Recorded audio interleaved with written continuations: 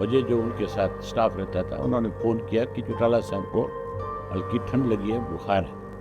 Hospital पहुंचने के बाद डॉक्टर का मेरे पास फ़ोन आया। डॉक्टर ने कहा कि भाई वो तो जब घर पे थे तभी उन्होंने आखिरी सांस ले ली थी। पहली बार मैंने आपको इमोशनल और डबडबाई आंखों में देखा। मैंने उस दौरान आपको क्या चल रहा था उस दौरान आपके भीतर? तो मान के चलो आज उन वाली कमी तो कोई पूरी नहीं कर सकती। सर, ओपी चौटाला साहब जिस दिन इस दुनिया को अलविदा कह चुके थे, अब उनसे 4-5 दिन पहले मैं तस्वीरें देख रही थी, वो किसी की शादी में जा रहे थे।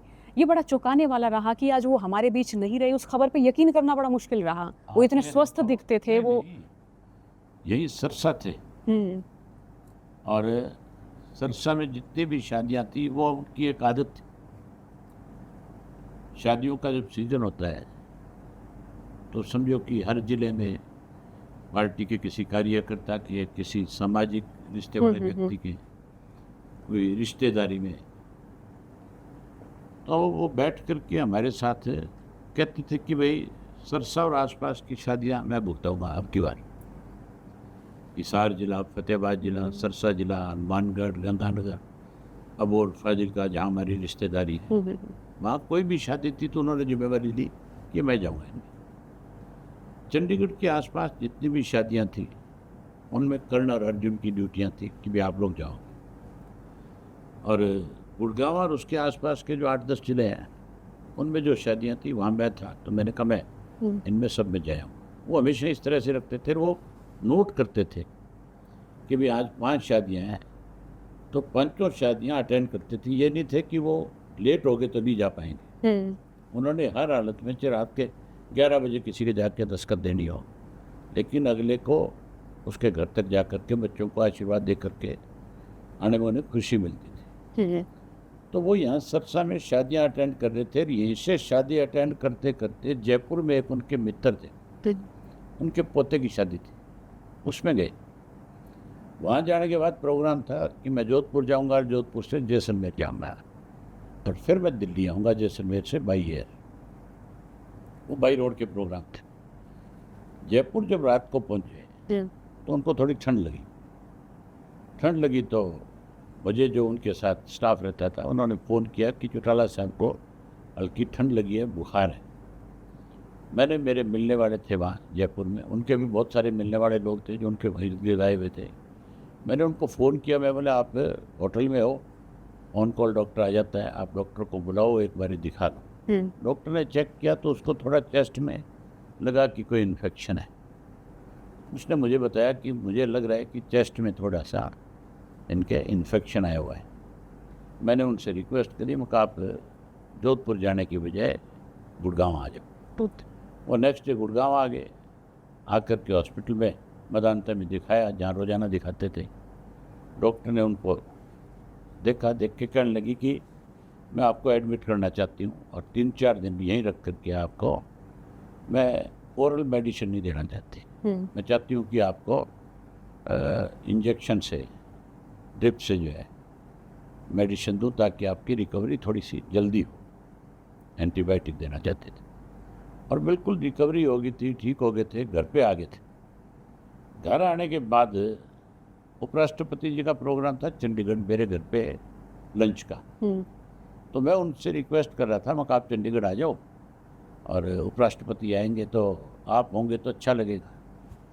कहने लगे भाई मैं तो उनसे फिर घर आ कर के कभी खाना खा लूँगा, मेरी तरफ से तो उनसे माथे में बांध लेना, मैं तो गांव जाऊँगा 2 दिन बाद। कहाँ तो गांव आने की तैयारी कर रहे थे। और कहाँ उसी दिन मतलब रात को ठीक ठाक सोए, सुबह उठे, ब्रेकफास्ट किया, अपना फ्रूट खाते थे एक पूरी प्लेट भर के, और वो ब्रेकफास्ट करके जो लड़के साथ थे स्टाफ के, उसको कहने लगे कि पानी लेके आ भाई। तो मेरे हाथ धुला, सर्दी थी, बाहर धूप सेक रहे थे, और वो बस पानी लेकर के पहुँच जाए, इतनी देर लगी, हमें छोड़ के चले गए। मतलब इतना अचानक था कि कोई सोच ही नहीं सकता था कि वो इस तरह से चले जाएं। उनसे कभी किसी ने पूछ लिया, आपने भी पूछ लिया, भाई जोशी साहब आपकी तबीयत कैसी है, तो एक ही जवाब होता था, आपसे स्वस्थ। किसी ने पूछ लिया कितनी उम्र होगी, यार 115 साल जीना है।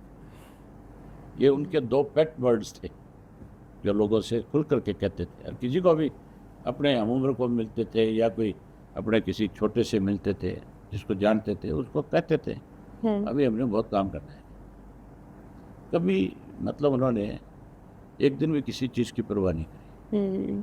बहुत जिंदा दिल व्यक्ति थे, बहुत मजबूत थे, कभी अपने फैसले नहीं बदला करते थे। जो ले लिया फैसला, कितना ही नुकसान दिखे ना चाहे। ना नफा नुकसान नहीं देखा उन्होंने राजनीति में कभी। जो बात कह दी सो कह दी। और जब आपको फ़ोन के ज़रिए किसी ने फ़ोन किया होगा, आपको मालूम चला होगा कि ओपी चौटाला साहब नहीं रहे, वो सुबह मेरे पास 11 बजे उनका जो पीएसओ था उसने फ़ोन किया मुझे। उसने मुझे फ़ोन करके बताया कि चौटाला साहब की थोड़ी तबीयत मुझे लगता नहीं कि ठीक है। उससे पहले उन्होंने डॉक्टर को फ़ोन किया, उनके पास डॉक्टर के नंबर थे। डॉक्टर ने उनको कहा आप तुरंत लेकर के उनको हॉस्पिटल आओ। मैं हॉस्पिटल पहुँच गई। उन्होंने मुझे फ़ोन किया तो मैंने उनको यही बात कही। मैं बोला तुम्हारे उनको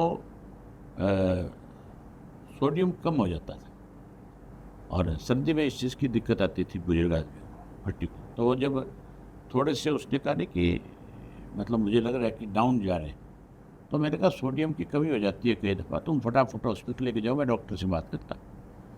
वो यूँ ही मतलब मेरे से बात करी, उन्होंने साथ ही साथ व्हील चेयर पर थे और हॉस्पिटल लेकर के चल पड़े गाड़ी में लेके।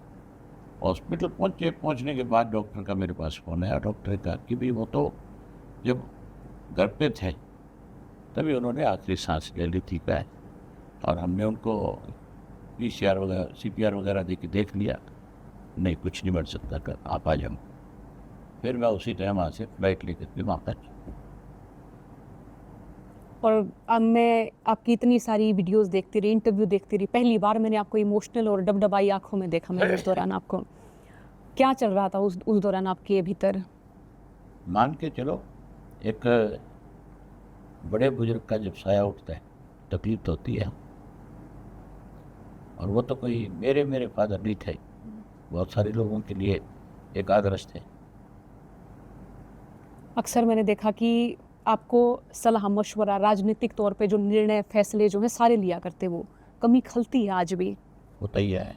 राजनीतिक फैसले नहीं, सामाजिक और पारिवारिक फैसले भी उन्हीं के थे सारे। वो बहुत हम आपस में हर बात शेयर करते थे, एक दूसरे से पूछते थे। तो मान के चलो आज उन वाली कमी तो कोई पूरी नहीं कर सकता। और जीवन में हम आपके देख रहे कि एक बड़े भाई जो है उनका सहारा नहीं है, पिताजी चले गए हैं, आप ऐसे डबडबाए नहीं, हड़बड़ाहट होती है व्यक्ति को, भविष्य के लिए डर होता है। नहीं, मैंने उनसे बहुत कुछ सीखा है।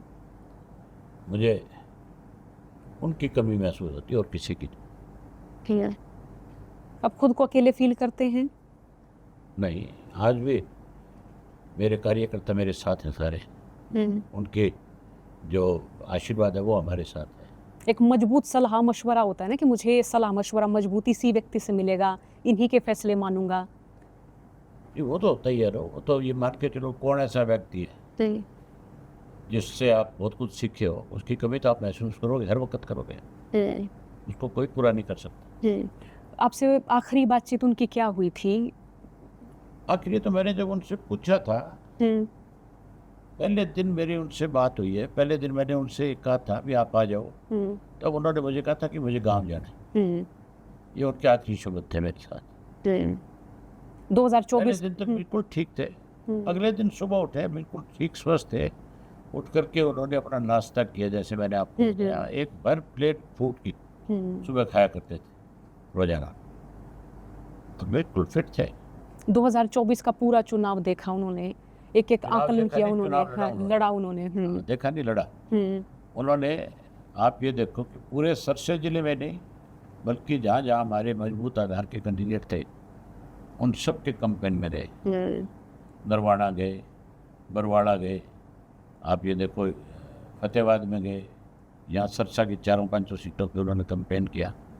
उस उम्र में कभी उन्होंने ये महसूस, आप ये देखो रोजाना 30-30 गांव कर दिया, बहुत बड़ी बात है। आवाज़ वो आप देखिए, उनका स्पीच, उर्दू के शब्द, मतलब किस खूबसूरती के साथ बोलते थे वो।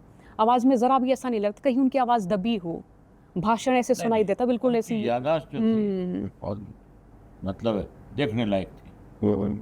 और जो बात जब वो बोलते थे तब ये लगता था जैसे कोई जवान लड़का जो है वही अपनी हाँ। बात पब्लिक में रख रहा है, हम्म, इतने कड़क आवाज। याददाश्त बड़ी तेज थी। आज तक इन्हें लोग वर्कर बताते हैं कि ओपी साहब की ना आवाज़ बहुत मजबूत।